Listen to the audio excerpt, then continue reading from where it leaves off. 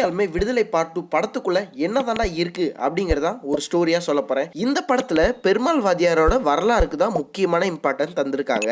சூரி வர போர்ஷன்லாம் நல்லா இருக்குன்னு சொல்லலாம். ஆனா சூரி அங்கங்க தான் வராரு, கெஸ்ட் ரோல்ல வர மாதிரி வராரு. இந்த படத்துல அரசியலும் அண்ட் கம்யூனிகேஷனும் அதிகமாவே இருக்குன்னு சொல்லலாம். கிட்டத்தட்ட இந்த படத்துல வைலன்ஸ் ரொம்ப ரொம்ப அதிகமா இருக்கு. வெற்றிமாறன் படங்கள்னாவே டப்பிங் இஷ்யூ அங்கங்க எல்லா படத்துலையுமே தெரியும். ஆனா இந்த படத்துல ரொம்ப அதிகமா தெரியுற மாதிரி ஃபீல் ஆகுது. அவங்க ஒன்று பேசுறாங்க, லிப் ஒரு மாதிரி ஆசையுது. ஸோ அந்த டப்பிங் இஷ்யூ இந்த படத்துலையுமே இருக்கு. ஆனால் அது பெருசாக தெரிவிச்சுக்கல. இந்த படத்துல ஃபிளாஷ்பேக்கு தான் ரொம்ப ரொம்ப முக்கியத்துவம் கொடுத்துருக்காங்க. அதாவது பெருமாள் வாதியோட வரலாறு மட்டும்தான் பேஸ் பண்ண மாதிரி இருக்கு. பிரசன்ட்ல நடக்கிற மூமெண்ட்லாம் இந்த படத்துல ரொம்ப ரொம்ப கம்மியாவே இருக்குன்னு சொல்லலாம்.